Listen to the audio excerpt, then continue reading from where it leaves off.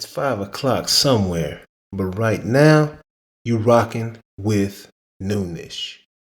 I feel like I'm the last man standing. 4-5 sitting on my dresser like a bandit. Oh my, why you scared? There ain't no need to panic. I ain't on a wave that could sink the Titanic. Woo! I love staying in shape, especially when I run out of booze. I gotta run to the liquor store. But I never go anywhere without my shot sock. That's right, the shot sock. You might think it's funny, but, well, it is funny. Enjoy. The shot sock for the man in your life who wears socks. Let's go. Hello, everybody, and welcome to another great episode of Noonish. Man, we're so excited to bring to you, like I said, another great show. I'm your host, Jonathan Anderson, CEO of The Engine. Man, sitting here with our great co-host, El Grande Toro, Jonas Bull. And half man, half amazing and all fun, Mr. Marcus Clayton. Yeah, man, and we got our special guest co-host in the building. Do I need to say his name? This is the man right here, Mr. Big Boppin' Matt Kemp in the house, man. You crazy, man. I think he just hit another home run, dog. I think he just hit another home run. In the 13th. Yeah, man. Welcome to the show, man. Appreciate y'all having me, man. Excited to be here. Yeah, man. Hope you enjoy yourself, man. So, just a little fun fact, man. We were just talking about it a little bit. Did y'all know that this man is ranked number 14 out of all active Major League ball players when it comes to the home run? Right. I didn't know that. He just informed me of that right now before the show started. So right. He's giving me all these facts. Yeah, man. Yeah. Hey, and of those 14, he is ranked number 7 in batting average. So that is some absolute production right there, sir. Man, I've been trying to trick him all my life, man. You've been doing a good job, man. Great job, man. So you in Texas, bro? I'm in Texas, man. Loving it. Not really loving this cold weather right now, but I love the people here. Yeah. Being from Oklahoma is kind of the same. So I'm close to the family, yet far away enough so they can actually have to call to come to the house. Few more 7-Elevens. They can't pop. They just can't pop up. There ain't too many Waffle Houses out where I live, so they need to step their game up on the Waffle Houses. Yeah, bro. And that Waffle House sounds like a business. Waffle House is amazing. Yes, that's super convenient. Absolutely. No matter the time of day. Man, a big breakfast for $5. Yep. Yeah, for sure. That too. Yeah. Waffle House is closing. You better pack it up. Yeah, for sure. Yeah, man. So I mean, special, baby. How things going for you, man? Like just getting ready for another season? Just trying to get ready for another season. You know, life right now is a little bit different.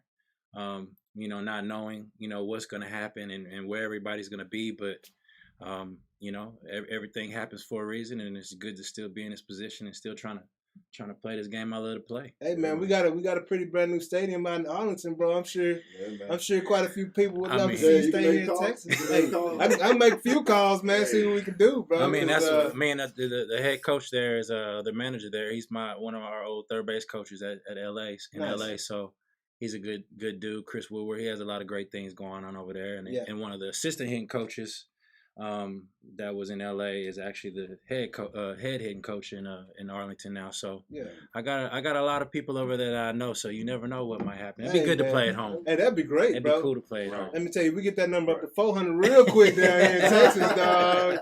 Real quick, man. Absolutely. But yeah, man. So it's been a crazy, crazy couple of weeks, man. A lot of tragedy in the baseball world is here. Of course, on the 22nd, Hank Aaron passed away. I know you've had some experiences with him, been out playing with the Braves or whatnot, and then also Tommy LaSorda a couple of weeks ago. And I'm sure that you guys been a Dodger for the majority of your career. I'm sure you guys had quite a bond and built a bond over the years. Man, it's been a lot. Even the past couple years, us losing Frank Robertson, who I was really close to. We lost Don Newcomb, who was like a dad to me. Tommy, Hank. There's a lot of great guys that have, they lived a great life and they accomplished a lot of great things. But just losing Hank, I've had a few conversations with him playing with Atlanta, and man is one of the nicest guys in the world. I mean, so humble, so nice, you know, so full of knowledge, and just being able to get to just sit down with him and hear some of the stories and some of the things. He was a great person and somebody that I admired, you know, coming up in the game. Oh yeah. And then Tommy, shoot, I met Tommy when I was 18 years old in Columbus, Georgia. I was playing low A baseball, and Tommy comes in. I had never met Tommy in my life, and I'm like, oh shit, this is Tommy LaSorda, man. Like I was like, I'm like, dang, dude, like I can't. Some dirt on you. he was like, I heard about you. He said, I heard you were the fucking real deal. Yeah. And I was like, I didn't, cool, like whatever. He's like, so he was just, we were in the cage. I'm hitting. He's like, you need to hit a fucking home run for me today. Show me something. Yeah. And I'm just sitting there just like taking, he was telling me, he's like, you need to take your top hand and grip the bat as hard as you can and just punch the ball as hard as you can. And I promise you hit a home run. Yeah. And I'm like, Tommy, you don't know nothing. I was like, Tommy, you don't know nothing about hitting, man. You was a pitcher, man.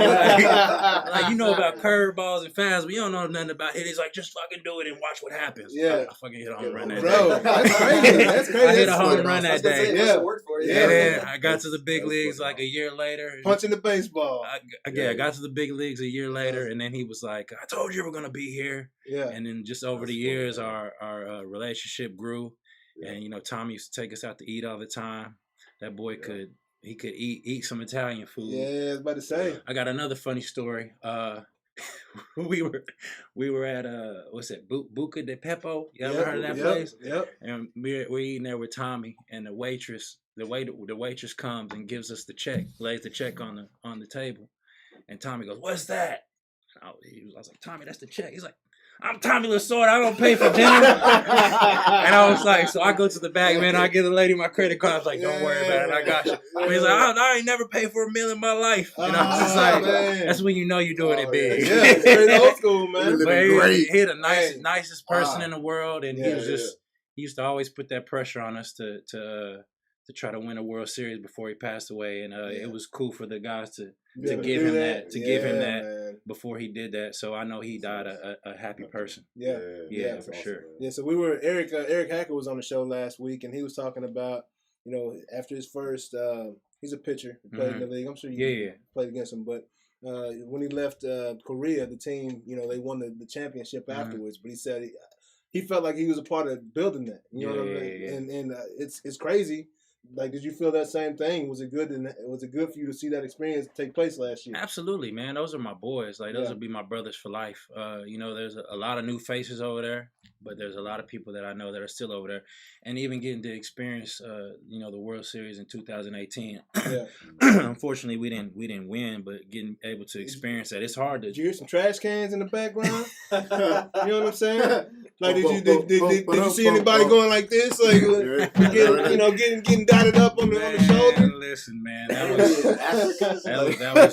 that was crazy. But just getting to experience that, you know, I don't think people understand how hard it is to make it to the World Series or even to the playoffs. I've been to the playoffs a lot. Yeah, been to the National League Championship a lot. You know, just never. That was my first time getting over that hump of getting to the World Series, and that was an unbelievable experience. Yeah, playing in Boston. Yeah. So that was only my second time playing there. So it was pretty cool to experience that. And, you know, the next year or two they win it. So I wish I'd have been there, but it is. And that was Cora? Was Cora up there? Yeah, he was there. Yeah, he was there. Okay, so there might have been some things going on.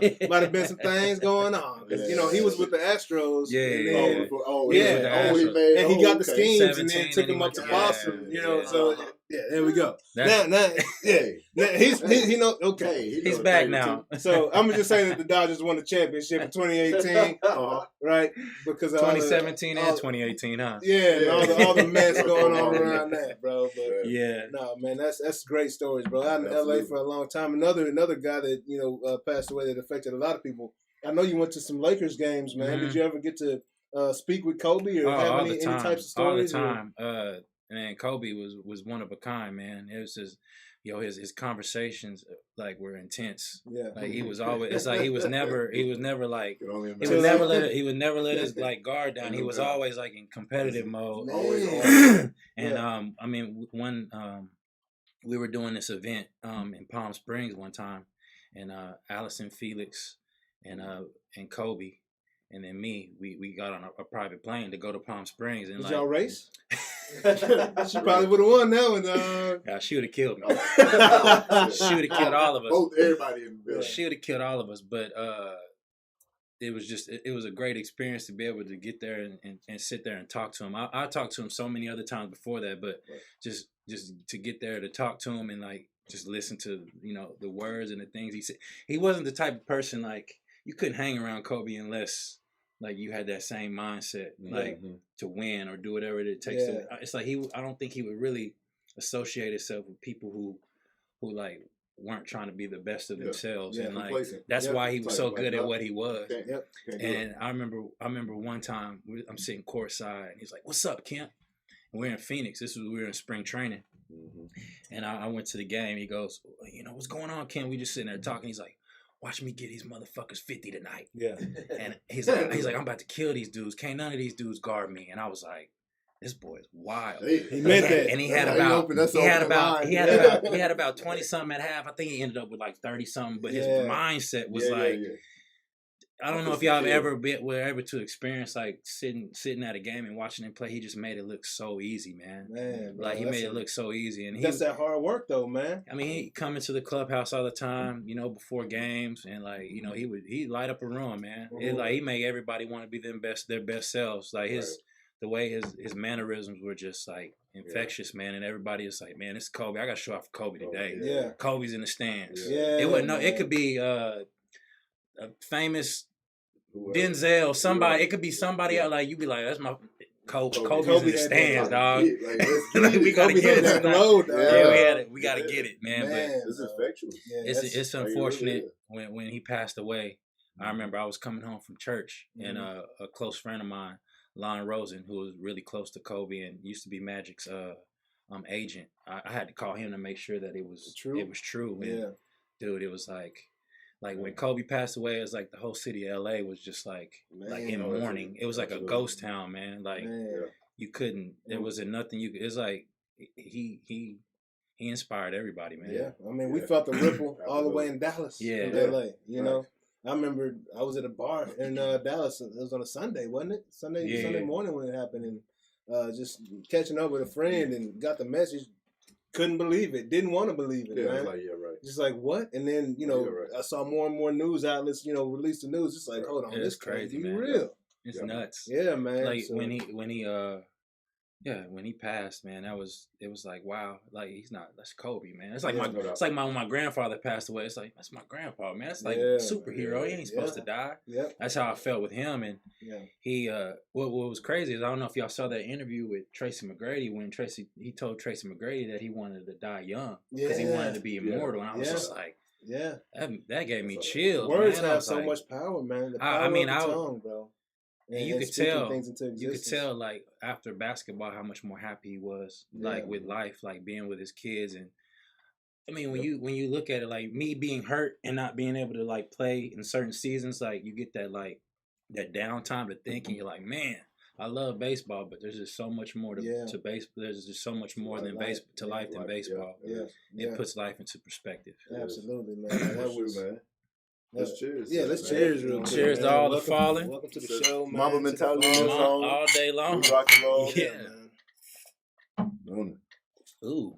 It's a Noonish, man. Yeah, so that's smooth. Okay. Yeah. Welcome, man. Yeah, bro. Welcome, man. Gotta get that chip off, you know, on the Wednesday, baby. Get over this hump. That screwball gonna do you right. Yeah, bro. So today we're sipping on a little Crown Vanilla. We got the screwball peanut butter flavor. It goes so hard, man. So, you know, whatever you choose, you can't lose with those two. You know that for a fact. But but no, man. So I don't know if you had a chance to check out the shows or whatnot, but we're basically, you know, we talk about sports and things going on throughout the week or whatnot, and also tech topics led by my boy Jonas Bull right here. You know, so it was a pretty big games taking place this past week. Some playoff games. Oh wow! In NFL. Did they mean something? Yeah, I think they meant something, man. I think there's a bowl. I don't think it's the Tostitos bowl. It's not the rice bowl. It ain't the rice bowl or the jerk explosion bowl. You know, it's a Super Bowl coming up, man, and it's some pretty good games, man. very good games this weekend, man. So we had the baby goat taking on the Bills, and we had the goat taking on the thought so goat, right? Man, bro. So the Chiefs and the Bills, and then the Bucks and the Packers, man. So, whew. So all right, so let's go with I can't bet against Brady guy. Man, money ball right here, dog. I mean, that's always the smartest thing to do. 3 losses in a Brady still hadn't lost 3 times to somebody in a season, bro. Like, come on, man. So winner, chicken He's clutch. dinner. Yeah, he is clutch, bro. I mean, when you get right down to it, like that matters. Yeah. First half was good. Second half was bad. But he still pulled it off. Bro, hold on. Let me defense. The defense pulled it off. Yes. The defense pulled it off. And let me tell you. But You're right. My bad. That's true. That's true though, because but you win as a team. It's not just him. You win and lose as a team. And we cannot forget about one of the best runs that I've seen in a long time, bro. That run by Leonard Fournette, bro. He did like a reverse spin, bro. He spun to the inside. He spun to the inside, bro. Yeah, that was incredible, man. And then just jumped on top of 2 dudes. It's like they just talk about making it look easy. Man, you know how they carried Lady Gaga down to the stage? That's what like them guys did to him in the end zone, bro. Just like, here you go, man. You know, you deserve this one, bro. That was a beautiful run, man. It's funny how you go from like a bad team to a good team and like kind of just like elevate your play. It's just like you're playing for.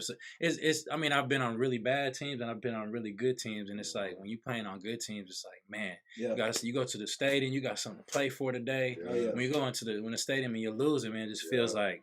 Well, I mean, in Jacksonville, man, we about to get smacked again. No matter what I do, it's the difference between having a leader. They got a legit leader in Tampa Bay. You know who the leader is when you come to the field every single day. Yeah. You know who's leading this team. And they say that man shows up before everybody, and he's the last one to lead. Yeah. You know, so if the man in here was more Super Bowls than everybody combined, why wouldn't you do the same thing? You know, like I'll be trying to beat him. I'll try to beat him at least one day just to say, I got you, Tom. Right. Yeah. Even if I got to spend the night. Yeah. Oh, you know? I got the dough, bro. Tom, what time you get it? I got here. You got here. I got here at 6:28. Yeah, man. I mean, a man that can make a man come out of retirement, bro. Yeah. Gronk came back. You know, and he's balling, bro. Like, he's showing why the Patriots were who they were. It wasn't just Belichick. It was also Tom Brady too. Absolutely. I heard a coach can only do so much, man. Yeah, like players will respect and follow coaches, but it's got to be another player that like leads the charge. In between the lines. Yeah. Having that guy, bro. You got somebody outside the field and somebody on the field. Like that's kind of kind of y'all have to be the leader of the team has to kind of be in tune with the coach, so they can all be like one voice. And as far as the offense is concerned, Bruce Arians is more like a baseball manager right now. He just got to make sure everybody in place, you know, make sure their mentalities are good. Because Tom Brady, he just let them have it, bro. He just letting them run the show, and he said, "Hey, I don't got to do anything on offense. I'm letting Tom be Tom, bro." Yeah. And I think that's what the difference between Belichick and Arians, bro, and why Brady is so rejuvenated. He might play till he's 50, bro. I don't know about that. But he still got. I say 45. Yeah, it's still lively. He still got some juice in his arm. That one he let go. That one he let go, like down the middle. Yeah, that little laser you talking about. You talking about that dart, that low dart late in the game. He put something on it. Yeah, the interception was a laser too. Yeah, to Evans off the fingertips. Yeah, man. I was like, that Texas boy can't catch nothing in the cold, man. He still got it in him, man. Yeah, he did. Yeah, still got it in him. Let's talk about the Tampa Bay defensive line because I was surprised. Well, I know Bakhtiari did not play, which was a huge blow for the Packers. But it wasn't gonna make a difference. It wasn't. That Tampa Bay defensive line was on Pierre Paul, bro. How old is he, dog? He was working, huh? I think Pierre Paul got some energy from Brady, dog. I think they all did. Man. I think everybody forget about Sue. Sue out there wrecking shop too. Still, he got years under him. Yeah, he got years under him. That D line, bro. Aaron Rodgers could not get comfortable back there, bro. And that hurt a lot. And then many opportunities. The great passes he was throwing, like they were dropping them. Mm-hmm. He made some good. There was one play. I think this is the turning point of the game. Is when he tried to force one down the middle, like in the red zone, instead of running it. Yeah, exactly. He should have just. He could have ran it in. He tried to give it to Devontae, and he should just ran it in, and like nobody that'd have changed the game. Yep. And that's when they kicked the field goal on the fourth. That's when the game changed, man. I think he knew he was playing against Brady too, and he was trying to match Brady, bro. He wasn't playing an Aaron Rodgers game. He was trying to match usually takes that Brady, in. bro. Yeah, Aaron runs. He usually runs, takes that in. Another big play was that pass down the middle to Chris Godwin for 50. That's right. Yeah, and it was 3rd and short. Yep. You know, nobody was expecting great call. Anything. He just he took it. He saw the matchup. You know, and that's just years. That's experience right there. We're talking about. They were making catches too. Good plays to the receivers. Yeah. For him, you just throw it up, go get it. Yeah. So you like football too, huh? Oh man, I watch sports, man. Yeah. I watch sports. Yeah. I watch the fan. I mentioned the OU game. So is that your favorite sports team of all at this point? No, it has to be. I mean, we really didn't have an NFL team growing up. Yeah. I mean, it was you got to be in. I mean, no I didn't really start. Hell no! Don't even get me started on that. Nah, man, we're not doing that. Yeah, I mean, my uncle was a big time San Francisco 49er fan. So growing up, he would always we had to be 49ered out. And we would always spend the most time with him. Yeah. So like me and my cousins are 49er fans. Hey, Roger Craig and Jerry Rice. My dad, some of my aunts and uncles, they're big time Cowboys fans. So it's kind of a good little, it's a good little. I'm talking about Pops. Yeah, you know what I'm saying? Nah, it's horrible, man. Got you over here, Pop. You come on the show next week, dog. I got some friends that are Cowboys, but I'm not going. I'll tell them. I'll come watch you play. Right. I'll come support. I'll wear your college jersey. I ain't gonna wear your pro jersey. Hey, we gotta make a bet one year when they're good. We gotta make a bet. Somehow get you in the Cowboys jersey. When they're good. They're supposed to be good every year. Come on, that's the lie. Every single year, Cowboys win the Super Bowl. Win. Yeah, no. Hey man, Jay been tricking us for a long time. Best salesman ever. Yeah, good marketing. Like, man. Yeah, boy. So growing up, did you play football? I did. My mom made me quit in the 9th grade. 9th grade. She made me quit. She's like, you can't play 3 sports. You got to pick 2. And she knew I was going to pick baseball and basketball. Yeah. So I chose those 2. And she's like, you can't do 3 because you guys still got to focus on your schoolwork. And at first I was like, what the hell? Like, I want to play football. Like, that's my thing. And then after a while, I was like, damn, I'm glad I didn't play football because something could have really happened. Yeah, real bad. I played linebacker, man. Oh, yeah. I was 55, Junior Seau all day long, bro. Yeah. All day long. That was my guy. Yeah, bro. Junior Seau was like... Did you ever go to his restaurant down there in San Diego back in the Gap? Man. But I have one of my old agents, Dave Stewart, was really close to Junior Seau, so we knew that's how I met him for the first time. Yeah. So when I met him, it was just like, dude, and this dude was like the most calm, humble, soft-spoken dude you can ever meet. But you see him out, it's like football players got like alter egos, man. Yeah, they got you. Like off the field, they'd be like, "Hey, what's up, man? How you doing?" And on the field, I'm gonna kill this motherfucker. They got to because everybody else on the field is running around with that same attitude. The defensive dudes. Well, no, that's what it was. So like one of my boys in high school, when we were in the 9th grade, he was a linebacker too. Yeah. And this is when I knew I didn't have like me. I'm the type of person like, if you do something wrong to me, I would want to fight you. But like me trying to like hurt somebody without them like doing anything bad to me, I just didn't have that mentality. Like I would hit somebody, I'd be like, damn. Like if I pop somebody, I'd be like, I kill. I'd be like, oh man, you all right, bro? Oh yeah. Like I remember one time in 9th grade, my boy Lorenzo Williams, he played at Missouri, and he went to the NFL for a while. He ended up being a lineman. He was a linebacker. He was a fullback and a linebacker. Wow. He ended up being a lineman at the University of Missouri. Wow. But he hit somebody so hard one time, he broke something. Like dude was on the ground. He's like, Kemp, I killed him. And I was like, bro, like, I'm like, dog, we gotta see if he's okay, dog. I was like, no. I killed him. I'm like, that's when I knew I didn't have that mentality. Yeah. Man. Speaking of that mentality, it's not for everybody, man. It ain't. But this, like Ray Lewis, bro. Ray would knock you out and then pray for you. Like Ray would knock you out. I think that was more of a mind game. Verse, like, I think that was more of a mind game than anything, real bro. Quick, Jai gonna hit you with some. For God so loved the world. Philippians 4:13, I can do all things through Christ. Yeah, you can get up, son. I think that was more of a mind game than anything, man. I think he was mind effing him, bro. Yeah, he would go in and out. Yeah. No, I'm not built. That's an emotional roller coaster. Yeah, right it is, there, bro. It is, bro. That has to take a toll on you. Yeah. Speaking of taking a toll, it was another big game. Guy came back from a concussion from one of them Ray Lewis hits. Right? They finished him. Right? Yeah. Last week, man, and he played a heck of a game, bro. I don't know if that was a concussion, man. I think it was more of a got his breath taken out of him. Because I didn't see his head hit the ground. I think it was more of grabbed by the.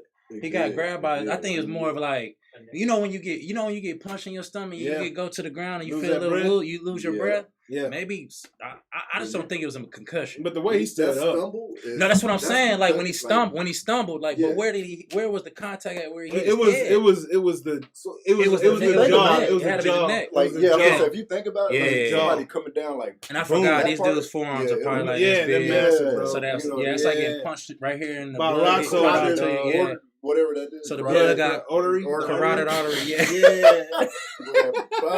The carotid artery. That's true. That could be you could lose your blood oxygen and then get it right back. Because you saw him like real smart shit. But then he ran into the locker room. He ran into the locker room. That's Texas boy. He coming back in. I'm glad your boy Chad came in and finished that off for him. Yeah, because he tried to give it away. It got real scary. It got real quiet in the building. Tried to give it away. Yeah, it got real quiet, bro. It looked like a punt. Yeah, on that. Yeah, that's basically what he did. It was like Mahomes is just different, man. He's just a different cat, man. It's that baseball mentality, man. Yeah, bro. And I love when I see him sling down that shortstop, dog. He got that baseball. He's really close to LaTroy Hawkins, who lives out there where I live in Prosper. Yeah, and LaTroy, man, he love. That's just, I think his godson. Oh yeah, little Pat, man. That boy is. He had always talked about. When he was at Texas Tech, man, listen, I don't see nothing but Oklahoma, dog. That's all I care. I'm like, Texas, hey, he good. He all right. Yeah. He all right. Even your boy even said it when he first got drafted by him. Tariq. He's like, man, this dude garbage. Oh, really? Remember, he didn't say garbage. He's like, man, this dude ain't that good. Wow. And then after his second year, he's like, oh, this dude is the GOAT. I don't think y'all, did y'all see that? I think he said something. Tariq Hill was like, he's okay, but first round draft pick, number 10 overall. Like he's like, I don't know. Thought they were reaching a little bit. Then that dude, he just makes everything they got easy. Steal. Played that year behind Alex Smith. They got to steal. He makes it look easy, man. Man, yeah, bro. And he light skinned, bro. Light skinned, bro, dog. He keeping us alive, bro. Hey, I can't keeping the light skinned brothers alive, man. Back to the wall, slide down, crash. It's all good. Tyreek Hill ain't though. He throwing it to one of them. The cheetah. Man. Pat Mahomes is an animal, dog. He's a goat, man. He's fun to watch. They went out there and did that thing against Buffalo. And not on once again, like Tampa Bay, that defense, bro. They held Buffalo to 9 points, bro. That's big time. 9 points. Nobody. Josh Allen. And it's got to be one of those things where, hey, man, I love the fact I'm on the Chiefs. I love the fact that Pat Mahomes is over here, but y'all got to give me. Y'all got to give me my respect on this side of the ball. Yeah. Because the defense, they've been balling this year, bro. They got 2 losses, right? Spagnuolo, bro. Yeah, bro. Yeah. So, I mean, that defense, man. He's a defensive dude, bro. You know, he was there with the Giants. Yeah. When they had the D-line that went after Brady and they won and they knocked him off. Yep. And now here he is about to potentially go back to back. Yeah, bro. No, ain't no potential. Yeah, man. It ain't no potential. It ain't no potential. Yeah. That's next up. These Super Bowl picks, man. You know, so Kansas City went out there, did their job, man. Le'Veon Bell went on the field. I don't even know if he'll play in the Super Bowl. It seems like they just haven't. It seems like they haven't found a fit for him, bro. Yeah, they don't need him. Yeah, I mean, you use Tyreek Hill as a running back. Yeah, and he's just Andy Reid is fucking incredible. I think we forgot about Travis Kelce. Oh, that man, the smoothest brother out there. He's a brother. In the racial draft, Kelce's the first round pick. Kelce's the first round pick. Listen, man. World Series 2018. Yes. World Series 2018. He's sitting behind our dugout. I think it was the 17 inning game. Yeah. Where we played. He stayed all 17 innings. Really? And he was just out there. He was just up there just grinding it out with y'all. Just grinding it, drinking his beer and just talking shit, man. Was he the Royals? 17 No. who was that? With 18. We played Boston. Okay. Yeah, gotcha. So like he stayed all 17 innings and he kept going to the back. You know, the Dodgers. You know because you can't drink after a certain amount of time at a baseball game. Yeah. Some way he kept finding beers. Yeah. And he rooted us on the whole time, man. Rooted us on the whole time. Hey, man. did you ever have a Spike Lee type? I know you don't pay any attention to the fans, but was there ever just one cat that talked some smack? That every time you showed up, man, and he was talking smack. I remember one time in San Francisco, especially me being one of the biggest 49er fans ever. So playing in San Fran, I never got to play in Candlestick. They blew the stadium up. And hold on, I don't know if y'all know this, but that's one of the biggest rivalries in baseball. The Dodgers versus the Giants. That's a hatred right there. That's similar to Cowboys and Redskins. I'm trying to remember the year, but we're playing in San Francisco, and I'm on the on deck circle, and this dude is like, "Kemp, you suck," and I'm like, "Okay, I suck, whatever." But he just kept going. Yeah. And I finally, usually I just, I keep my head down. I don't really say much. Yeah. I turn around. It was fucking Joe Montana. And he's like, I just want to get your attention, man. He's like, I love your game, bro. And I was just like, dude, you're Joe Montana. I'm like, what are you talking about, bro? Like, I played your game. I'm Joe Montana football. You the GOAT. I'm like, I'm like shocked. I'm like turning red. Like, I'm like, that's dude. Amazing. I can't even hit no more. And then like a week later, sent me a jersey to the stadium, signed it. Oh, that's like sick, put some stuff bro. on, and I was just like, it's hanging up in my house now, man. That's Joe Montana. I was bro. like, Notre Dame, baby. I mean, but playing in LA, man. Always gotta be a Notre Dame. Gotta do something. Playing in LA, man, you see so many different people, man. Like sitting there at right by the on deck circle, or right there in the lower levels, man. You just be like, all right, it's cool because it's like, hey, I gotta show out for so and so today, or hey, old girl in the stands, man, I gotta show out for her today, or like, so like it's just so, and then it's like a thing, like you pretend like you don't look and see, but you're like, hey, what name's here today? Bro, young single Matt, pretty much, like young single Matt. It was like, yo, what? And this before Instagram too, so. But it was like it was just like, dude. But I think another one, like playing in LA, I can't remember the name of the restaurant, but this is like my first 2 or 3 years in the league, and I'm still Oklahoma Matt. Like not really knowing much. Just like just whatever. I'm sitting at a table and we're sitting there eating. I'm eating with my friends, and on the left side of me, this dude sits down, and I'm not paying no mind or whatever, and I look up. Stevie Wonder, bro. Oh wow! And I'm like, bro, that's crazy. So there's a lot, man. I remember one time I met Lionel Richie. That's like Lionel Richie. He the go, bro. Right now. All night long, dog. Yeah, he get a party jumping right now. But it was just some really cool experiences being able to play in a city like that, because you don't get those type of opportunities anywhere else. Yeah. Who was the truest baseball fan though? Who was the regular that was there, or was there anybody that was there? Man, just loving the game. Serrano. Yeah, Serrano on a bat. My guy for Allstate, Allstate man. Dennis Haysbert, man. Straight up, bro. Dennis Haysbert, that's the first real black president ever. To hit. To be the first black president. Bro. 24. 24. He was on 24. Right. He was President Palmer. First black president before Obama. So every time I would see him, I was like, hey, you still the first black president, dog. That's the Allstate man. Nah, but he had season tickets. He had season tickets, and he would be at every single game. So he really loved baseball. Oh, he loves baseball. That's wild, dog. I didn't know that.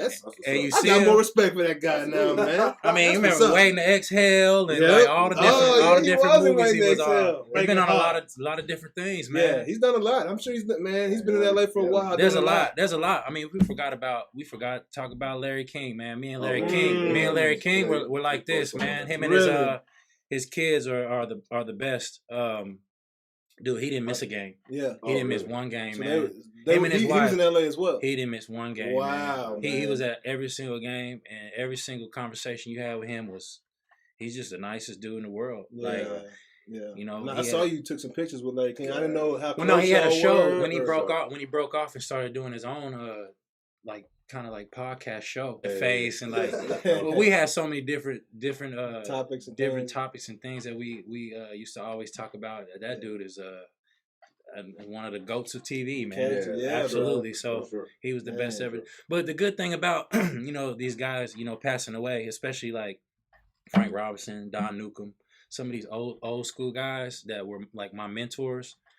They live long, happy lives, man. Yeah. And like, it's hard to get to 80 plus years old now, especially now.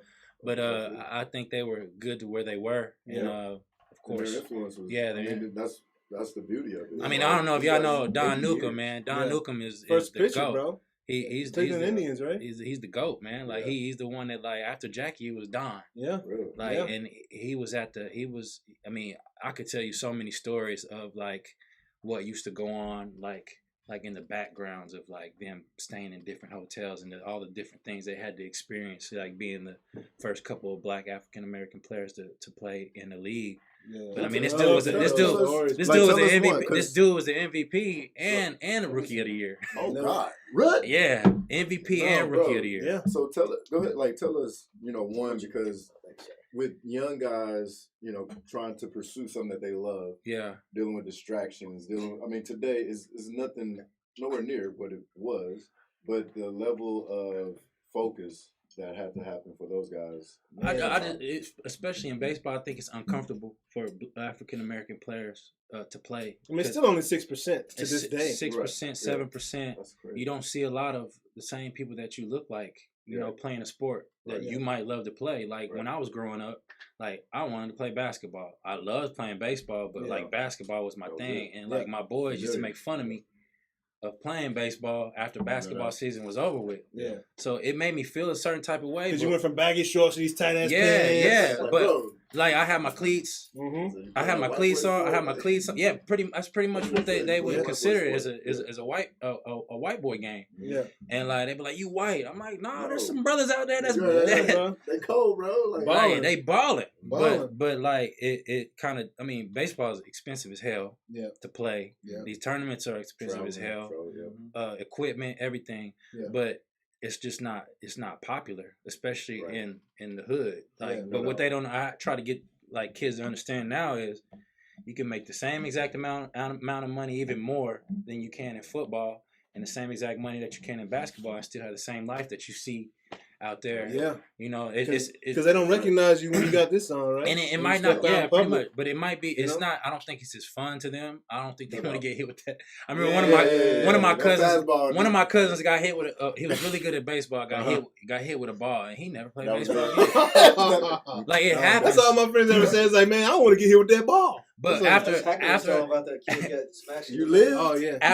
But did you die? No. Okay. But you'll get hit by Ray Lewis. Like I don't get it, After I got drafted after high school, I got drafted. All my boys were like, "Damn, I should have played baseball." Right? Exactly. But they thought once I got drafted, I was rich. Like I had all the money. I'm like, bro, I don't think a lot of people don't know this, but my mom made me put my money up and go get a job in the off season, and I was a professional baseball player. Yeah, yeah. But I was like, what was that job? Oh, dude, I was working at this auto auction car dealership. I was getting cars like getting ready for them to like tape them to get them painted, and then I would do the details and all the different things. Yeah. But like that's what I did. Yeah, like got to, bro.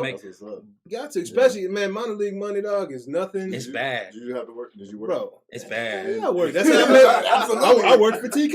It's bad, man. Yeah, bro. Minor league money. I mean, you making literally $800, $900 a month, man. Yeah, bro. You can't do nothing with that, man. And like that's why I love Waffle House so much. Yeah, and every team doesn't. That's why I love Waffle House so much. Yeah, so you get all this food for a little money. You can get all this food for $9. Yeah, and some teams got host families, bro, and that's great when you got a host family. I had a host family, but some teams don't. And you got to pay for that living. You got to pay for your apartment out of that little $800, $900, bro. So is that A or double A?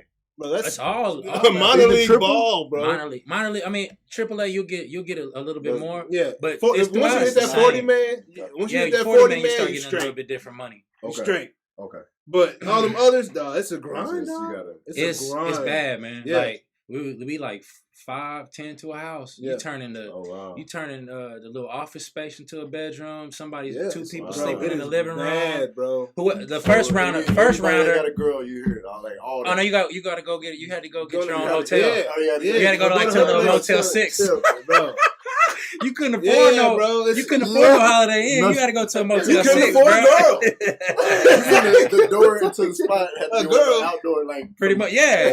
With the key had a little room number on the thing, dangling on the room number. Man, bro. Bad, bro. It's truly a grind, bro. It's truly a grind. Only part like the first rounders, if you were cool with like the dudes that were in the first round, the bonus babies I was telling you all about. So you can like they get couple $1 million, so they have a nice little crib. Like, yo, can I rent a room from you? So you be in a good situation. Yeah. I mean, of course, they got the big bedroom. They had all the money, but like I was always trying to be cool with the first rounders because they had the good spots. So I rent me a room for $100 a week. You know what I'm saying, bro? But that's what's up. It's cool because a lot of things, you usually got, your restaurants that you can go to that they'll tell you to go to get meals and different things when you're at your home, right? Yeah. But everybody looking forward to the spread, like after the game. The spread was weak too, though. Yeah, peanut butter and jelly sandwiches, dog. So we fall in love with them. I mean, my favorite, not Uncrustables though, like. I wish Uncrustables, dog. So I would say my top. No, Uncrustables too much, too expensive. Unless you had a dope host family. You had a good host family, you get all the snacks. Yeah, all the snacks, all the cakes, all the snacks. Especially if they got kids. The ones they got kids. Glitter in your mouth. Baby D. Yeah, man. Man. Like so, my top. I would say my top 3 restaurants in minor leagues would have to be Waffle House, Taco Bell, and this one place called it's called Perkins. Yes. Y'all remember Perkins? That was like a little. That was like our. But that was like our only like fancy kind of restaurant. And we would get where you can get the most food. You can get the chicken Alfredo. It had the most. It had the most food. So you get the chicken Alfredo with the bread. I remember all this stuff, bro. And it was kind of bland because whoever was back there making it didn't put no seasoning in it. So you had to put that hot sauce on it. Yeah, bro. Hey, don't let us mess around here to Golden Corral or something, dog. Yeah, bro. You're like, can I get a whole box? Big money now. Can I get it so I can put some rolls in it? Sitting there for a long time, dog. Go to Corral. Was it out Kelly? It's the Sizzler. Yeah, let's go Sizzler. Yeah, but yeah, man. That's the minor league. Man. We used to have it every night. There was some place you could get some free food. Yeah, man. Yeah, there was the bar that would have free hot dogs. Yeah, man. For Monday Night Football. Hey. There was a place Tuesday night was like the Golden Corral. Yeah. Y'all had it. Hey, it was a spot called Fantasy Ranch, dog. They used to serve breakfast, bro. Fantasy Ranch? Yeah, around midnight. Man, listen. Chain, breakfast around midnight. Yeah, that sounds good. Ain't nothing holy happening after 11. There was something else. Ain't that what my mama said? Ain't that what my mama said? There was something else. Not my mama biscuits after 11. Not my mama biscuits. Not my mama biscuits. UFC fight this weekend, man. Did you catch that Conor fight? What? Was it a fight or was it just somebody getting beat? It was up? No. At the beginning, it was a fight. Yeah. But my opinion, this is where I think Conor messed up. Like that nice guy, like routine, like that's not him. Yeah, it's not. Like that's not him. It's him now. Like you don't be something you not, man. That's not you, bro. Like you being mean and talking shit. That's you. That puts you in a level where like I'm about to beat this dude up. Yeah. And it mentally messes that other dude up. It's like Muhammad Ali. It messes up your psyche. Yeah. That dude went in there with confidence. He was getting tagged the first couple. Yeah. But then when that leg went, you saw you could see it. That outside of the leg, it was just red. He couldn't stand on that bad boy no more, man. Bro, it was over, dog. And here's the question: like, was this new little nice guy mentality fake, or was the other mentality fake? I don't think it's fake. I think it's like. It's like a lot of my friends, like a lot of my friends when they like coming up when they were single and like didn't have kids, they were like savages, like on the field, like But once they like started having kids, it's like all right, I'm gonna just be testosterone. I'm just gonna be a little bit more calm. My kids are seeing this now. Yeah, like maybe that's what it is, but that's not you, bro. Like. How'd you beat him the first time? Talking shit. With the bow and arrow. Connor's out of there, dog. Talking shit. He's out of there, dog. He's done. Nah. He's done for. He's way too comfortable right now in his lifestyle, dog. I mean, he making. I mean, if you saw, I looked at it like he making a shit ton of money off that liquor, man. Yeah, I think. Yeah, that too. He's comfy, bro. He's been in it for a while. Yeah, he's only 32. But he's what 4-4 in his last 8 fights. But he's been in it for so long. Yeah. He's wearing a handkerchief now, dog. He wore a floppy handkerchief to the arena, bro. Yeah. On Fight Island. I was thinking, pulled up in a Rolls Royce. He got a different mindset. He's in a different place right now, bro. I mean, I saw with his alcohol. I saw something like $300 million. Like they gave like $300 million for his alcohol. Like wow. Yeah. He's chilling. So he's in a different place, bro. That makes me appreciate Floyd Mayweather so much more. Right. That's true.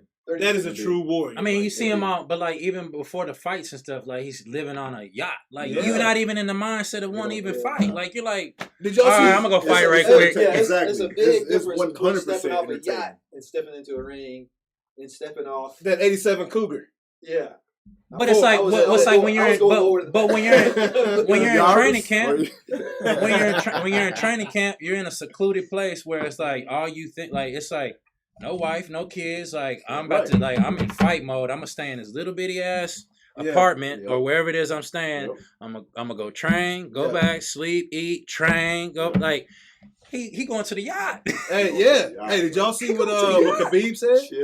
In his message, he said this is what happens when you leave your team.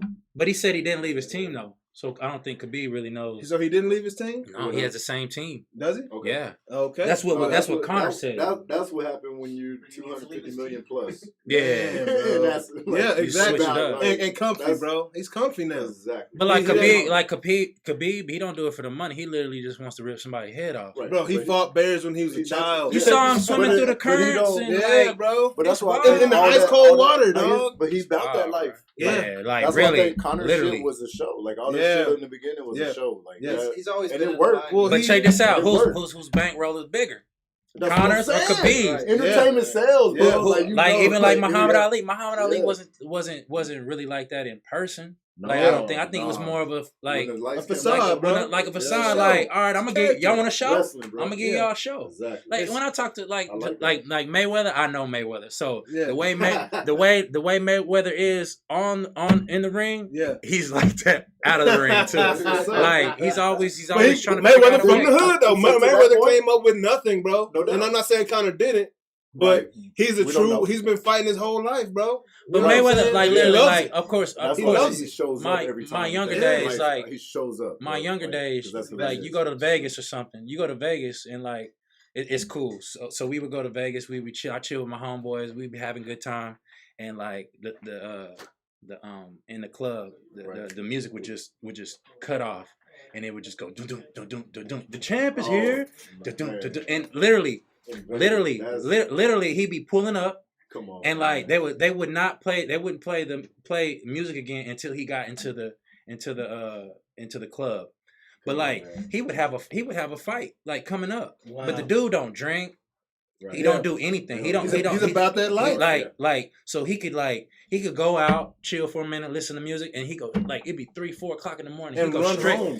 He go straight to the gym and go work out. I saw him run home from the club. I don't know how that dude does it. I don't know how he's built like that, but he's 50 and old the way he's doing it. I'm not built like that. I gotta get sleep. Like that's I gotta sleep. Yeah, he's a warrior, bro. I gotta sleep, bro. Yeah, but that maybe punching somebody different than 3-2 sliders. Yeah, no doubt. Hey, and then we telling people that 6'4", 6'5" coming at you 94, 98 every day. It's more than that now. These kids these days, these kids are different. Man, these kids are throwing 99 plus. Man, there's a lot of kids. So when I first got into the league, like there was a couple, like maybe a handful of guys. Actually, the only person I could think of, 2 guys, was a dude named Joe Zamaya. Mm-hmm. He played for Detroit. He threw like 101. Yep. And then another Billy Wagner. Yeah, there was only two dudes that threw over 100 miles an hour that I knew of. Yeah, and then it's like everybody else was like, if you saw like 96, you'd be like, damn, this dude throwing hard. Right. Now, if you don't throw 96,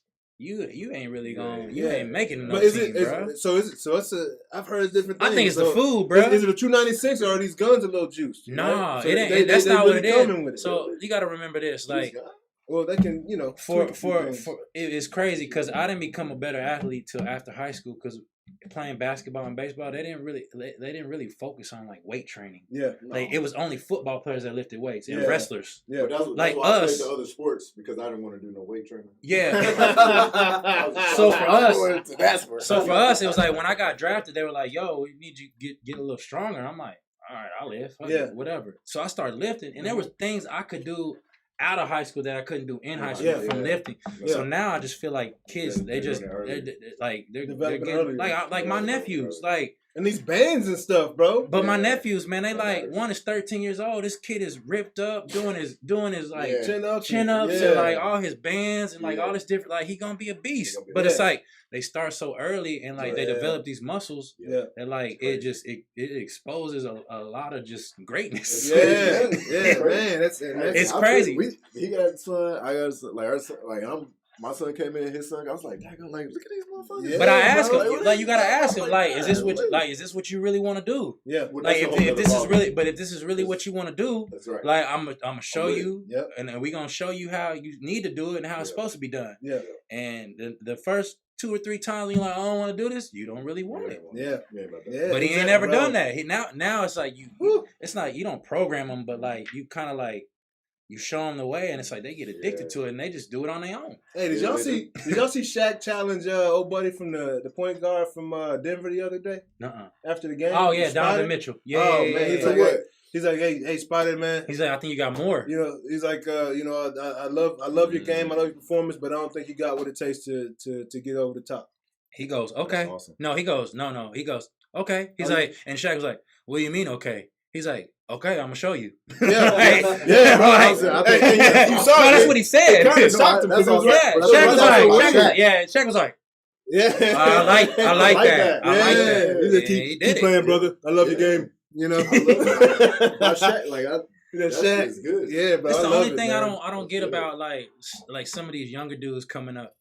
Like, not all of them, but like for me, like my guys, my mentors growing up, if it wasn't for older guys in baseball, I probably wouldn't be like the player I was. Yeah. Like you got guys like a guy named Marlon Anderson. You might not know who he is, but he was a role player. But this dude, when he came off the bench, came off the bench, he banged. He was one of my mentors. Juan Pierre, Torrey Hunter. I had, of course, Maury Wells used to steal bases, old school guy, used to steal bases. Don Nuke. I had all these guys, like these older guys pour into me.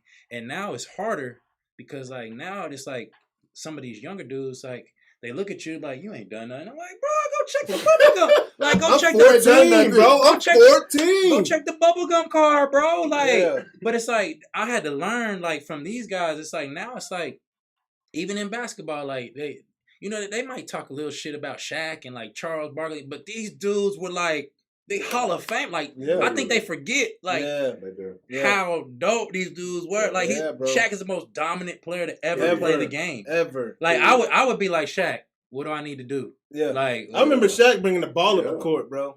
I remember bringing. Like, for me, I would never be able to, like, if I ever, like, got into TV to be able to, like, just talk shit about players all the time. I would be more like a helpful, like give pointers type of situation. I wouldn't just be like sometimes they be dogging them. Like I don't have it in me. Troy Aikman.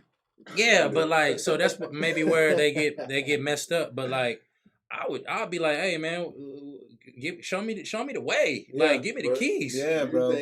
I mean, social media is different, totally different animal. Yeah. If you got 2 million people telling you you're amazing. Mm-hmm. What's the quarterback over at Oklahoma right now? I can listen to Shaq. Like, all right, but you talking about Spencer? Yeah, Rattler. Yeah, Rattler. He listening. They listen too much, dog. I mean, yeah, it is different, man. Because like I talk to younger kids all the time. Like, I remember the Dodgers used to always like, we need you to post more on social media. You need to get you on like Instagram. Do that. And I'm like, y'all gonna hate me if I play like shit. Yeah. So like I'll post some things, but that's not my top priority. My top priority is to performance. Like now, I think where the younger dudes are messing up is like they're trying to be marketable. Mm-hmm. Like now, instead of like what creates your market is you balling on the field. Yeah. Like that's how you create a market. And then after that, it just everything it trickles down. It just falls. Hey, what's my guy with the Yankees, bro? He went up, bro. And he had a different pair of J's every game. Clint Frazier. Clint Frazier, bro. Oh, yeah. Was it Clint Frazier? It has every game, bro. Mm-hmm. Every game, and 4 weeks later, he ain't even on the big league roster. Yeah, okay. I'm so for that, I would be like I got to kind of take up for him on that because that dude be balling when he comes he does ball. But when you have options, when you have options, like they can bring you up and send you down whenever they want. That dude right now can play on any big league team. Yeah. And play every single day, but he's with the Yankees. Yeah. So when you with the Yankees, like they got money. That's what happened to my homie Vic Diaz. Yeah, but it's like this. Like, all right, we got this guy making 30 over here. Right. I'm gonna play the guy that's making 30 million. Yeah. This dude making 500,000. Yeah, you balling. Yeah. But it's business. It's business. So there's a business side to it. So That's right. I mean, honestly, if I was him, I'd be like, yo, can I play every day? If I'm not gonna play, can you just trade me? Yeah. So I can at least, I love to play. I'm not a minor league guy anymore. Yeah. He's not a minor league guy. So that's the reason why they kept sending him up. Yeah. And bringing him down, sending him up. Because that happened to me one time. I was hitting over 300 one year. Yeah. And I had options. Man. And everybody's like, what the hell y'all sending? I had options. Mm-hmm. But there's a business side to it. And the business side is weird. Sometimes, it gets weird, man. Eric was saying the same thing. That's why he went to Korea, bro. He's like, I'm not a minor league player at this point. I don't feel comfortable going back down to AAA. There's a lot of guys going overseas now. Bro, you said my boy from the Orioles just signed over in Japan, bro. Adam Jones, five-time All-Star. He was an MVP of the World Baseball Classic, Gold bro. Gloves. Right. Probably one of the best center. He's one of the best center fielders to ever do it. Most consistent. Yep. 290. He's gonna give you 285, 290 with 30 home runs. That's Hall of Fame numbers, right? Absolutely. Yeah. And he's over in Japan. Making now, bro. $5, $6, $7 million a year. That hurt my heart right there, bro. And you gotta look at it this way: you making $5, $6, $7 million in Japan. That's you double that. That's $14 million because they don't have taxes over there. You're right. You're right. So you bro. make it. $10, $15 million over there. And that's and keeping that money. And then over here they were paying him $3 million. Yeah. So to be one of the best, to be one of the top 5 center fielders in the league. And Adam's thought process is a little different because he really don't care what anybody thinks about him. So he's like, you know what? I'm gonna go over to Japan. I'm gonna enjoy my time, make some money, ball out, and I'm gonna have my kids. I want my kids to be cultured. Yeah. So his kids are over there with him. They're going to all these places in Japan. I don't know. I've never been, but they say it's one of the dopest places to ever go. Yeah. So I would never be. That would always be an option to go to Japan and play at some point. Yeah. But I'm trying to at least win one World Series. Oh yeah. I just need one. Yeah. Oh yeah. I need one. I need one. Man. No, I told you that hurt my heart to hear Adam Jones went over because that's my guy, and I'm a baseball guy, so I watched the World Baseball Classic, and he was the most consistent out of all these superstars in the lineup. He was the one that got him over the top. Had all the clutch hits. He's one of the most clutch consistent bombs, players. Crazy catches. Like the man is amazing, bro. He's one of the best. He was the. I want to say him and old buddy out of Minnesota are the 2 best center fielders in the league to me right now. Buxton. Okay. Buxton is probably the best center fielder in baseball right now. I put Cody Bellinger in there too. Man, I don't see him as a center fielder. I always think of him in right, but he's cold, though. Nah, he's cold. He's a center fielder. He's cold. I mean, this dude's a Gold Glove. He's a Gold Glove center fielder, and he's a Gold Glove first baseman. Yeah, see, that's why I don't see him at center because he's got that other. But it's just weird how the game works right now. Like the way we came up, like we had older guys that were like mentors to us, but they still would go out there and ball. Yeah. They don't really like in baseball. It's like they don't really like value that anymore. Yeah. Like for me or Adam and the thing about it is we don't need to play every day. Yeah. But like I know, with age you start losing steps and like but I still hit the shit out of baseball. Yeah. I can still help a team win. Yeah. And I can when this kid over here wants to jump off a cliff because he's struggling, I can talk him down and like tell him like, hey, let's go in here and get this work. Everything's gonna be okay. Yeah. Like they don't sometimes this the human aspect. Sometimes teams don't value that. They don't but they don't value that. But it does register on the stats. Absolutely. It's that human element versus analytics we've been talking about. Absolutely. You know what I'm saying? That they don't capture it. You can't capture that in analytics, man. You can't capture character. And that's invaluable to a roster and to clubhouse chemistry. You know what I mean? Capture character. Yeah, man. So it's just a different time now. It's like character. Yeah. You can't like everything is not a computer. Like you can't like I can't be like, oh, it's one of the greatest players in the world. Okay, but he might be one of the best. But what about his heart or his drive? Yeah. What if he's like, fuck it, I don't want to do this no more. Yeah. So you gave him all this money. I wake up this morning and I see this Yahoo headline says analytics said they should have kicked the field goal, but it didn't account for who they were playing against. It didn't account for Tom Brady. It didn't account for Pat Mahomes. You see what I'm saying? Yeah. It didn't account for that human aspect that we're talking about right now. Just I mean, if we go back to baseball, just look at the World Series when Ian Schnell.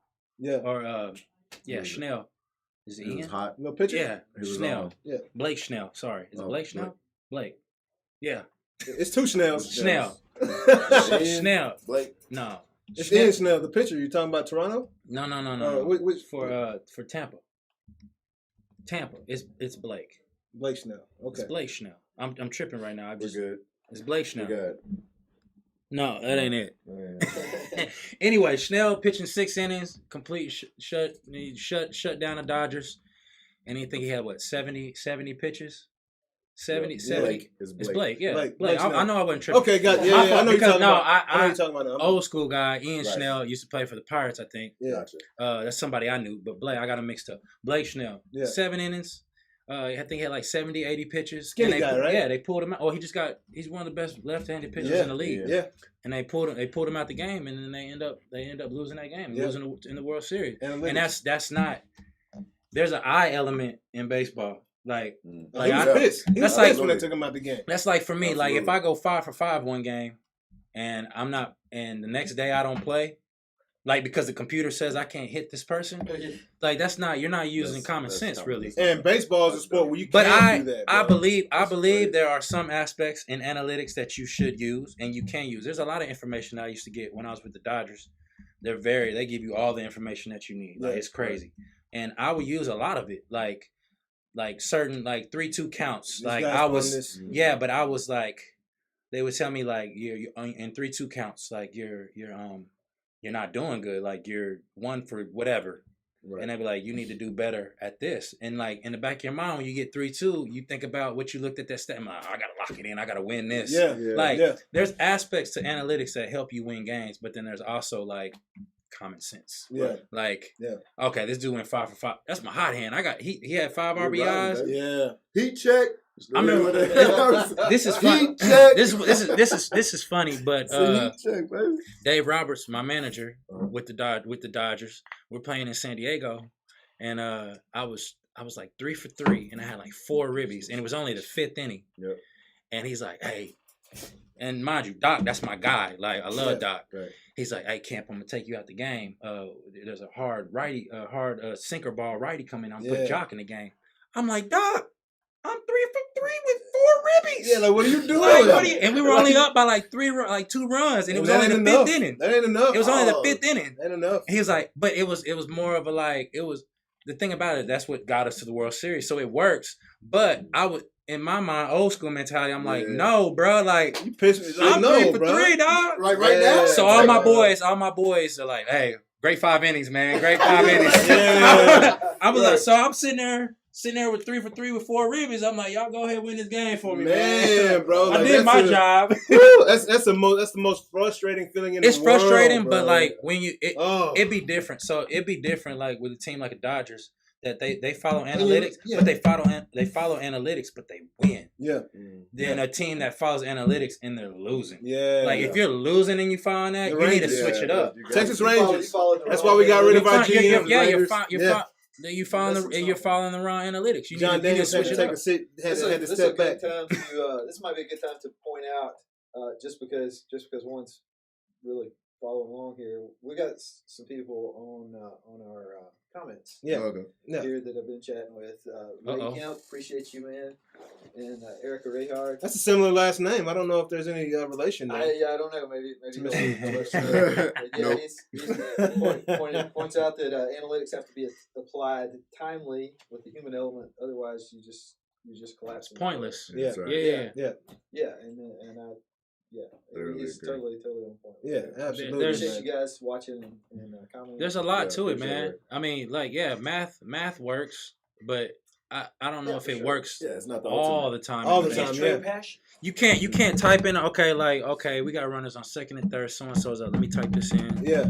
All right, what I need I need a pitch hit for him because he's not gonna get those runs in. Yeah. But he's 3 for 3 right now. When you come on, like what? When you get to that point, if you get to that point that you can do that, you might as well just stop playing. Yeah. Like, there's no point in playing the game anymore.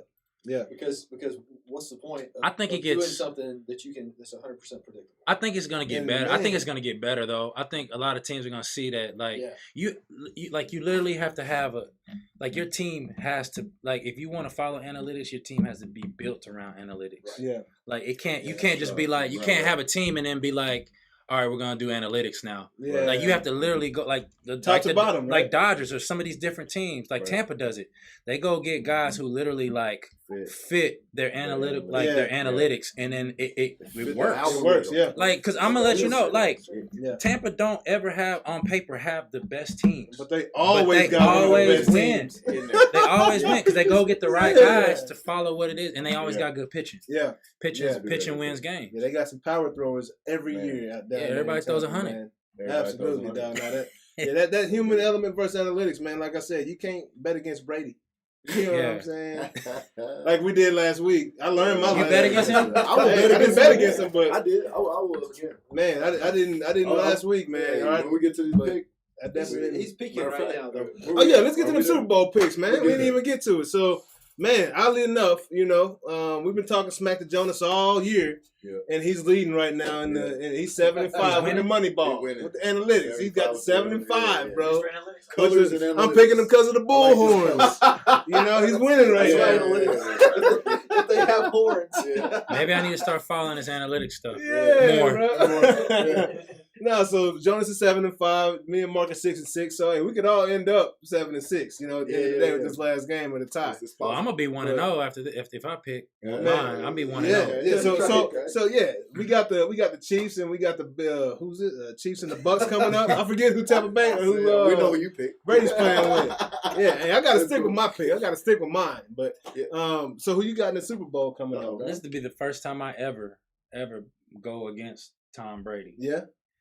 I mean, Kansas they have too many weapons, man. Like that, I don't care how good Tampa's defense is, they're not going to be able to stop that. And then Mahomes, hopefully that turf toe is not bothering him too much because he's one of the low key best scramblers in all of football. That dude can. Yeah. And this is from bad experiences, like going to the Super Bowl last year and seeing him come back and beat us in the Super Bowl. I was at that game. Yeah. It hurt my heart, but he was beating us with his legs.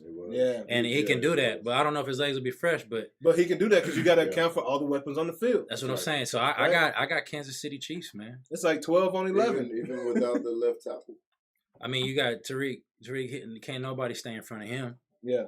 They're gonna have to put two dudes on him. And I forgot. You got your boy Kelsey.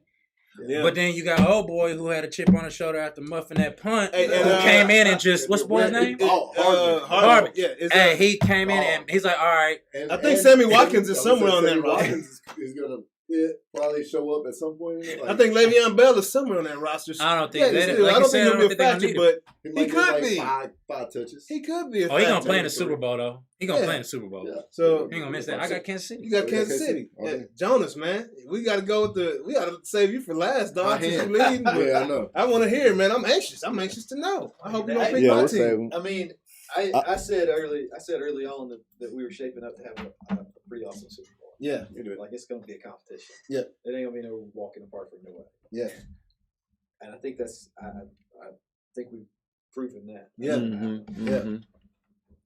Brady, it's hard to bet against Brady. KC defense though is no joke. Yeah, Tampa Bay's not a joke neither. Packers got hard defense. Yeah, but KC defense is coming through. Yeah. Yeah, the Bucks are serious, man. So I mean, you talk about one that's going to be close. It's going to be close. Yeah, I think it's going to be tight. It's going to be a high scoring game. Like, not necessarily. No. Yeah, that's beyond my capabilities. I couldn't begin to say that, but I think it's even if there's like a 2 TD split, like it's not going to be like giveaways. Yeah, it's gonna be like it's gonna be hard ball all the way. That's number one. Much as I am very, very tempted to say just always bet on Brady, I'm gonna go with Chiefs. Oh man! So I got no way to win. I got no way to win unless I go against my own pick. Yeah. I think that's what it had more to do with, John. It's like, golly, boy. He's thinking on an analytical level. Yeah. But I like winning, so I really don't know much about it. Yeah. So you got the Chiefs in this one? I think so. This is to the extent that there's any logic to my picks at all. This is what I think. I think KC's coming in with like the defense Packers defense has been going well for a while. Yeah, they're solid, no question about it. It will be tough. The Bucks defense. You said Packers. Yeah. The Bucks. They've been Tampa Bay. Bucks. Yeah. You know what I'm talking about. The losing team. Yeah. But the Chiefs defense has been on the upswing. Yeah, like they've got momentum. We've talked about before. Momentum matters. Yeah. They're feeling good. They're coming into this like thinking we can actually do this. Yep. And they can. Like that's the thing about it. Like this is not one of those. This is not one of those. Like 89 or whatever it was, Bears and Patriots things where it was like, fuck, they're never going to win that. Yeah. This is going to be tight. Yeah, it's going to be a great game. It's going to be one to watch. Yeah. But I think the Chiefs have the right kind of momentum. Like they both have momentum, no doubt about it. Yeah. So I'm not like if I'm wrong, I am not going to feel bad about it. Like it's going to be a good game. Yeah. But I think the Chiefs have the right kind of momentum coming into this to just take them over the edge. Yeah. And I don't think it's going to be a good game. I think it's going to be a blowout. Look, I really do. I don't think it's going to be close. I think Kansas City's going to. I think they're going to blow them out. I love to KC all day. Yeah, and what Green Bay did not do, KC will do, which is keep the D line of Tampa Bay on that. Like they were able to rush upfield because they went on the same snap count every time. Yeah, they did no jet motion. They did no on three. They went on three a couple times and they got them actually, and they took shots. But they allowed their D line to just go. Yeah. Andy Reid, they will not do that. Like this is going to be by far the hardest scheme that Tampa Bay has played. And they're going to not know what to do. Did y'all see that shovel pass, bro? Bro, they got all kind of shit at the goal line. You know what I'm talking about? Like I know Kelsey just it's awesome. They got all kind. But it's like when they so much you have to cover. Like when rush. Alabama was running old boy in motion. All the time. Same thing. They can do the same thing with Tariq all the time. It was unstoppable. But same thing. That's in their. But you're calling in their wheelhouse. It's a blowout. You call it blowout. Yeah. Blowout. So see. Yeah. this is like Kansas City I've talked about before. I'm gonna have my popcorn and be thinking about shot. Like, I told you, I'm gonna give you the Michael Jordan shrug. Like, I don't want it to be because somebody got injured or something bad like that. No, it's just gonna be a good ass whooping. I would love to. Yeah, I would love. I would love for it to be wrong in a big way like that. Yeah, like that. Yeah. Not like I said, not because somebody got hurt or something stupid like that happens. But because it was just like to be just that wrong. Like that's. No, yeah. So I just want to hear Kelsey go. You got to fight for your right. For your right to Lombardi. Lombardi. And he said Lombardi. That was good. That dude's the coolest dude you ever met in your life, man. Kelsey. I never met him, but I like you. I bet we can kick back and have a great time. You know? Man, I picked Kansas City at the beginning of the year. I hate losing more than I love winning.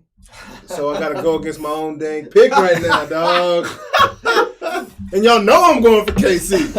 But I hate losing. Man. You know? I hate losing, dog. So I'm going to them Bucks, man. But you know I'm playing the long game. Take them Bucks. Hey, I think Warwick Dunn and Mike Allstar going to show up and show out, dog. Y'all get a prize for this? Y'all get a prize for this or anything? No, man. I just don't like losing, bro. I just don't like losing. I got you. Yeah, I'm bragging rights. And right now, the only way that I can possibly come through is to bet against whoever you bet against. Y'all got to start putting more on the line, man. That's what I'm doing, man. That's what I'm doing.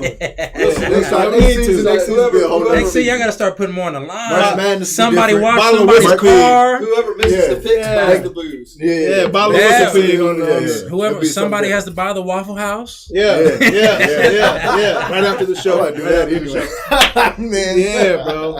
And that Grand Slam All-Star goes hard, you know. You listen, bro. Yeah, man. Don't disrespect Waffle House like that. Grand Slam. That's see, I cut it short. You see, I cut it short. That's Denny's, man. Yeah, cut it short, man. All-Star special, bro. Hey, I didn't grow up on Denny's. All-Star special, bro. Yeah. Denny's pancakes, they got it. Yeah, it don't. Bro. They got that hot coffee too coming at you all day. They come get you like 12 times. That gas station coffee. Bro. Gas. So we do, we sports and tech, man. We've been primarily sports, and I know we overtime. You got any engagements you got to be to like right now? Oh, not yet. No. I mean, of course, I got baseball practice. Oh yeah. Baseball practice. And that is a full job. That's hours put in. That. Just a few tech topics real quick, man. We're gonna let Jonas take us to the topics. This is where I just listen. Well, maybe not. Because one of the things it's gonna be something we've been chatting about online a little bit, and obviously today we talked about analytics a lot, more than I even expected. But we had the Yahoo article, about. And the quote I copied from it was, there was a parade of playoff casualties in this era of analytics who have been doomed by errors of analytics. Mm-hmm. Back to those field goals.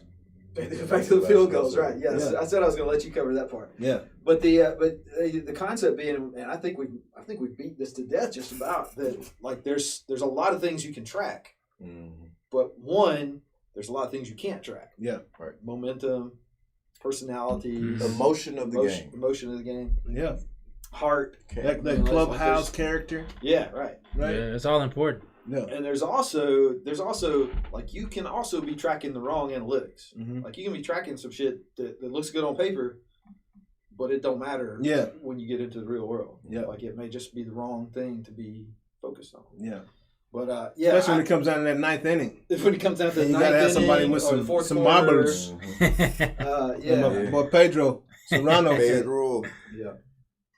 Yeah, and then we had, like the game that this was specifically referring to, there were some second half, like the analytics probably were pretty right on in the first half, but in the second half, when what should have been the losing trajectory according to analytics, man, the D-line stepped up and made up the difference, held it there. Yep. Which, I don't know what analytics they were going with. But. Here's my question. Would y'all play for a robot coach? Straight analytics? Absolutely not. No, I wouldn't like that. I like the human interaction element. I like just like they wanted to have like robot umpires. Like, umpires might get things wrong, but like computers and different things mess up too. Yeah. Yeah, like, that's part of the sport too. Right? I can't cuss a robot out. Yeah. You are frustrated. Yeah. Are you okay? And that's when I take my bat and hit that mug. Like the Clippy umpire. I see you're frustrated. Would you like help with that? Would you like help with that? Siri, I'll be Siri. Was that a strike? Yeah. Like, come on. Right. Hey, Astros Hey. Shots fired. That's funny you should say that because I've been kind of thinking about coaches and coaching in a lot of different variety, in a lot of different places, and thinking about like how much does it, like, the coach needs to have knowledge of the game, obviously, no doubt, but how much does that personal element of the coach, like their own drive to push you to be what you need to be, how much does that matter versus just pure knowledge of the game?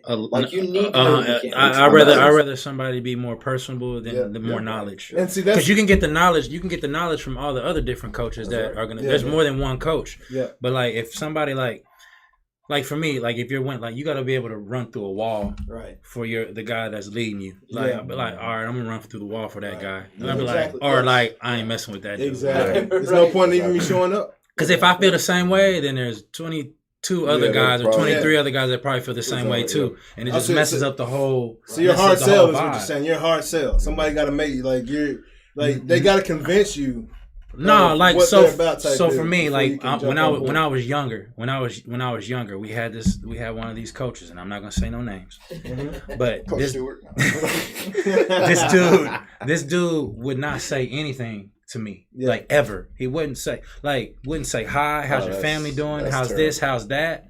Yeah, he wouldn't say, and he wouldn't. He did this to a lot of guys. But if you messed up, he's screaming at you. Yeah. For me, I don't work that way. No, that's like I had a guy, Davey Lopes, who was one of my mentors, and this dude was like, so he was like, the way you're going to elevate your game, I need you to be a better student of the game. I need you to look at more video. I need you to break down this, do that. I did that. Damn near almost won MVP 2011. Yeah. But like, this dude would pour into me. Yeah. But I respect him so much. If I messed up, he'd be like, "What the fuck are you doing?" Yeah. Like, you fucking. And I'm like, my bad, right. my bad, Davey. Like, right. I'll get it back. And then I had this coach who didn't pour into me. He had more knowledge than you can think of. Like, he had all the knowledge about the game. It's like he don't care. But he would scream at you, and I'm like, "Hey, bro, like you're not gonna talk to me like that. I don't know you. Like, I don't know you. Like, I need you. You have to build. But you have to build relationships with your players, and like they have to be able to trust you for you to be able to be able to cuss them out, pretty much.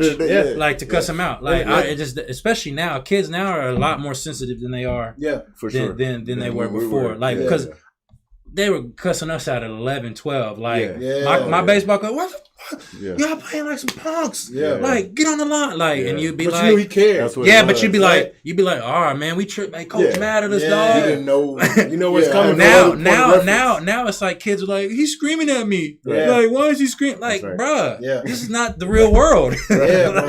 It's different, man. It's a whole different level of respect that you gain from the one that's there every day, the one that's coaching you every single day. It's teaching you 20 minutes versus the one that's criticizing you, and that's all he got to say to you. He take 20 minutes out of his day to go over like how to steal bases with me. Like that year, I stole 43 bases. Man, you got 43 in you now, dog? Absolutely not. I don't even think I got 10. but like it was just like when you take dude, it says a lot to kids whenever you like care. Yeah. Like for sure. And they'll trust you. They see something in you, right? Yeah, for sure. And you trust that person to help you grow. So I get it, bro. That's invaluable, man. It says people don't care how much you know until they know how much you care. Absolutely. Facts. Absolute facts, man. Absolute facts. Because people still people at the end of the day. Yeah. How many numbers? How many numbers we put around somebody? And then I just think people, unless you're in college ball, then you're just unless you're in college ball.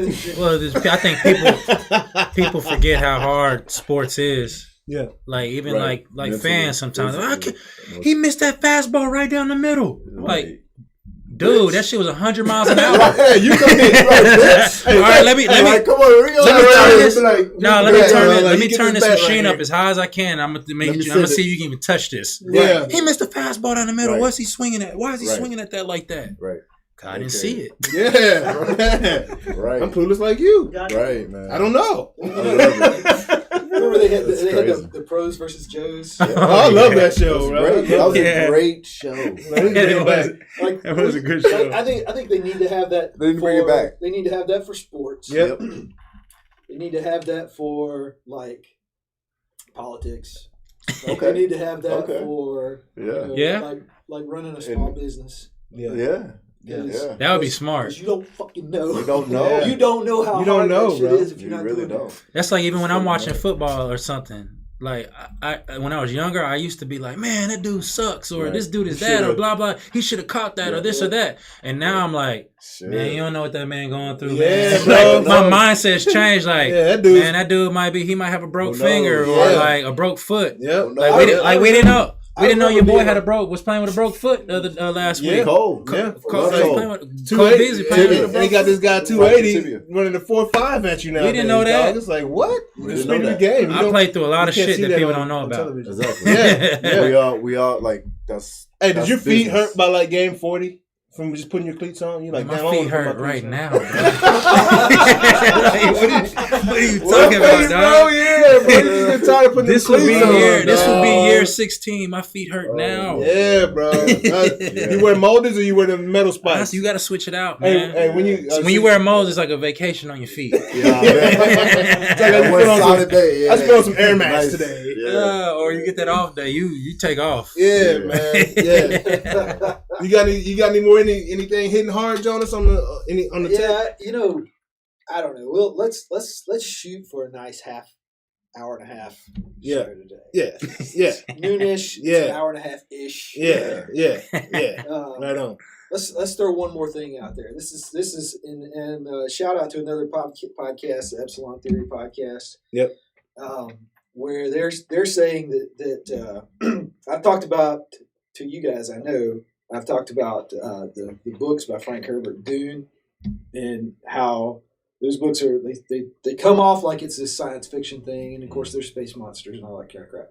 But what they really are, it's really about politics and power and religion and technology and how all that stuff comes together. Yeah, and it's so like he's so prescient about where things go. And how these things work in the world. Like you'd think that this is somebody who's like writing a book about politics because he is. Yeah. So these guys are saying that Taiwan is like Arrakis, which is the planet in the book that has this super stuff. Anyways, it has the spice. Yes, Oscar knows. Yeah. Oscar's in. Okay, so shout out to Oscar. So what does this, on the ones so what does this mean? There, so okay, what's Taiwan got that nobody else has right now? Taiwan has in particular one particular company, the Taiwan Semiconductor Manufacturing Company. Guess how many of the world's chips, like that's in your phones, in your laptop, that's in all what these little things are produced in Taiwan? Are produced not only in Taiwan, but by this one company.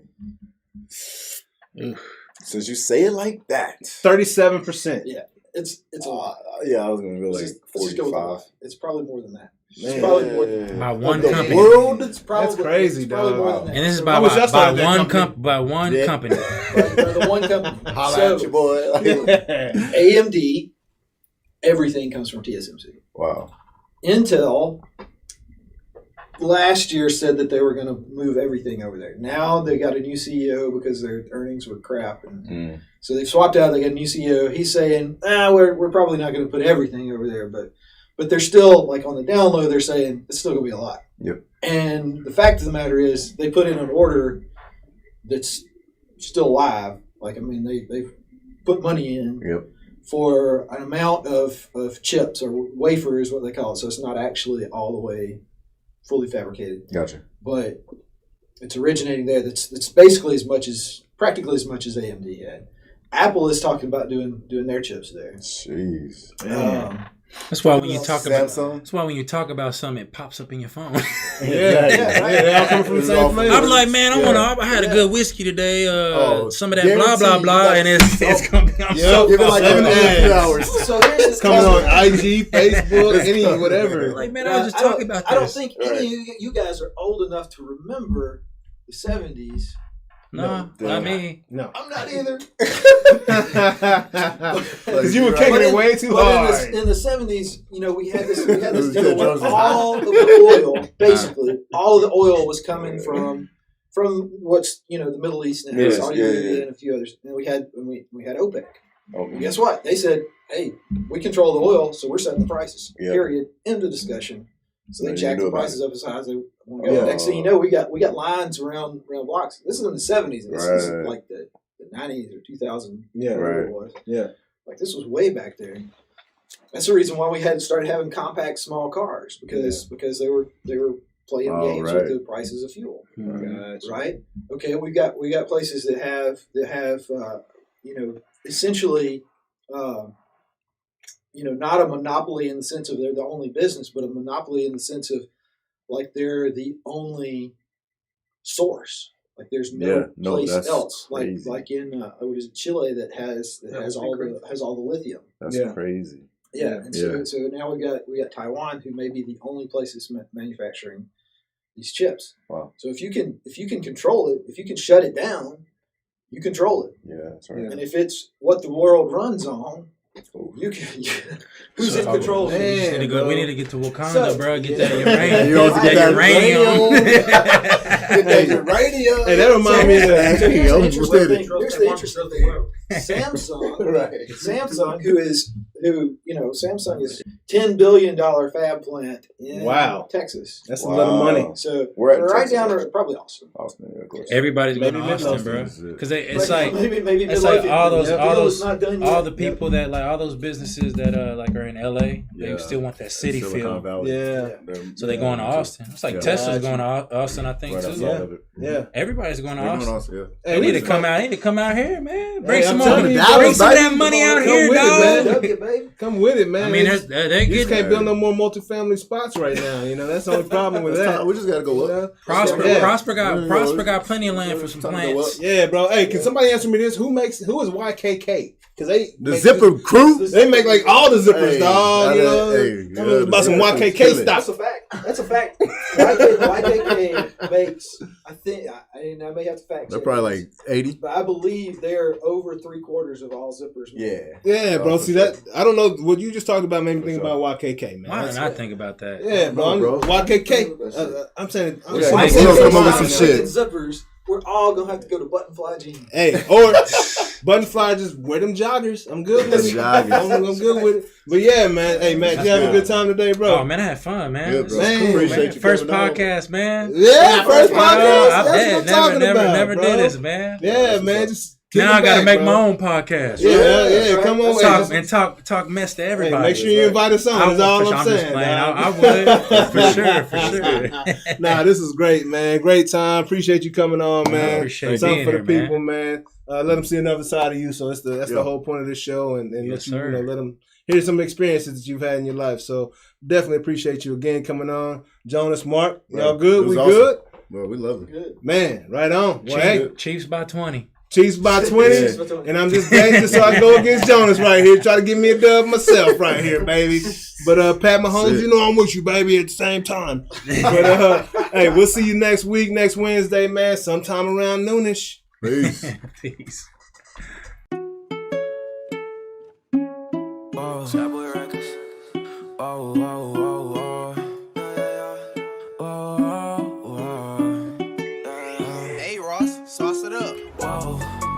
I've been feeling the love, I've been feeling the vibe. I hope they can feel all the passion I put in it, and you see it in my eyes.